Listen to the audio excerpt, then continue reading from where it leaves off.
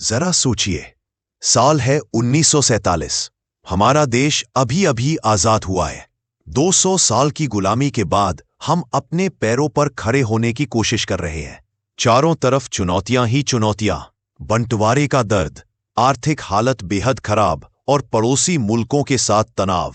ऐसे समय में किसी ने सोचा भी नहीं था कि एक दिन भारत दुनिया के उन कुछ देशों की लिस्ट में होगा जिनके पास परमाणु हथियार है।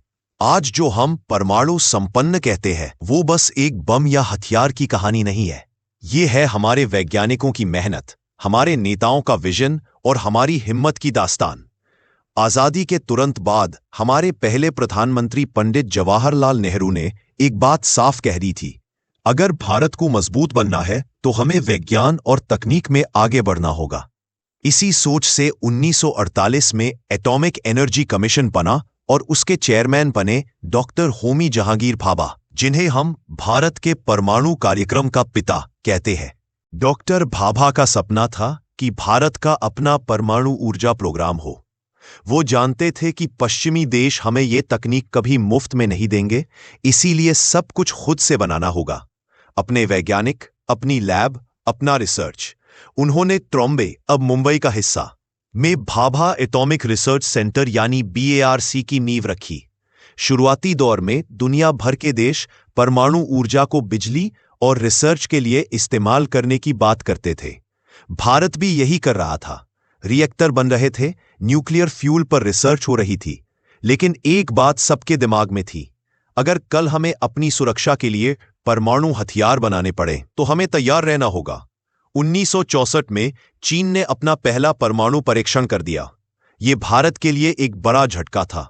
हमारी सीमाएं पहले ही चीन से लगी है और 1962 में हम चीन के हाथों एक युद्ध हार चुके थे।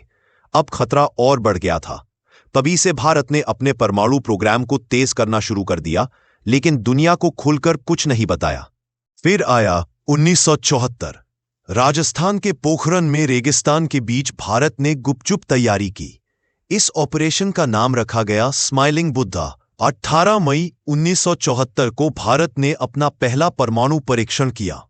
यह दुनिया के लिए एक चौंकाने वाला पल था। एक ऐसा देश जो अभी तक विकासशील माना जाता था, उसने परमाणु तकनीक हासिल कर ली थी। लेकिन सरकार ने इसे पीसफुल न्यूक्लियर एक्सप्लोजन यानी शांतिपूर्ण प्रयोग बताया ताकि अंतर्राष्ट्रीय दबाव कम रहे।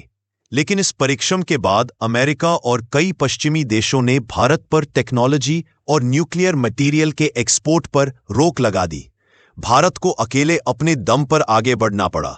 कई सालों तक भारत ने अपने प्रोग्राम को धीरे धीरे चुपचाप आगे बढ़ाया। फिर 1998 आया।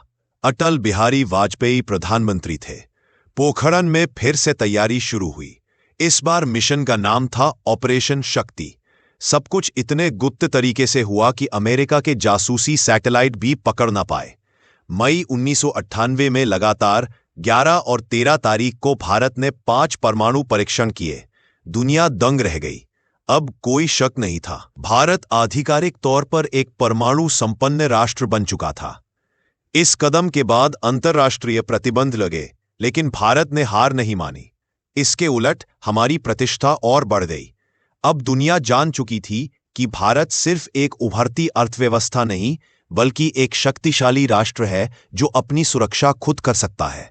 आज भारत के पास मजबूत परमाणु हथियार प्रोग्राम है, न्यूक्लियर पावर प्लांट है और हम नो फर्स्ट यूज की पॉलिसी अपनाते हैं, यानी हम कभी पहले परमाणु हमला नहीं करेंगे, लेकिन अगर कोई हम पर हमला करता है तो जवाब देंगे और ऐसा देंगे कि दुश्मन संभल ना पाए। आज जब हम कहते हैं कि भारत एक परमाणु संपन्न राष्ट्र है, तो ये सिर्फ ताकत का प्रतीक नहीं, ये उन हजारों अनसुने नायकों की मेहनत का नतीजा है जो लैब की 4 दीवारियों में दिन रात पसीना बहाते रहे। ये उन सैनिकों का भी सम्मान है जो सरहद पर डटे रहे ताकि हमारे वैज्ञानिक बिना डर के काम कर सके। ये उन नेताओं का सपना है जिन्होंने ये सोच रखा कि अगर भारत को दुनिया में सिर ऊंचा रखना है तो हमें किसी के आगे झुकना नहीं होगा। पोखरण की तपती रेत में वो 5 धमाके सिर्फ रेगिस्तान को नहीं हिला रहे थे, वो पूरे देश के दिल को हिला रहे थे। उस दिन हर भारतवासी ने सीना चौड़ा कर कहा था, हाँ हम कर सकते हैं। और आज जब हमारी धरती का हर बच्चा, हर जवान, हर नागरिक ये जानता है कि हम अपनी रक्षा खुद कर सकते हैं, तब समझ आता है कि असली ताकत सिर्फ हथियारों में नहीं, बल्कि उस भरोसे में है जो एक देश को अपने आप पर होता है। भारत का परमाणु संपन्न बनने का सफर एक संदेश है। हम शांति चाहते हैं, लेकिन अगर कोई हमारी शांति भंग करे तो हम वो ताकत रखते हैं जो दुश्मन को हमेशा के लिए शांत कर दे। याद रखिए, परमाणु शक्ति हमारी ताकत है और हमारी ताकत का मकसद सिर्फ एक है, अपने देश, अपने लोगों और अपनी आजादी की रक्षा। दोस्तों, अगर आपको ये कहानी पसंद आई हो तो इसे ज्यादा से ज्यादा लोगों तक पहुंचाइए। वीडियो को लाइक कीजिए, अपने दोस्तों और परिवार के साथ शेयर कीजिए, और अगर आप चाहते हैं कि ऐसी ही देश की सच्ची और प्रेरणादायक कहानियां आपके तक पहुंचती रहे तो चैनल को सब्सक्राइब करके बेल आइकन जरूर दबाइए, क्योंकि आपकी एक क्लिक हमें और भी कहानियां लाने की ताकत देती है। जय हिंद।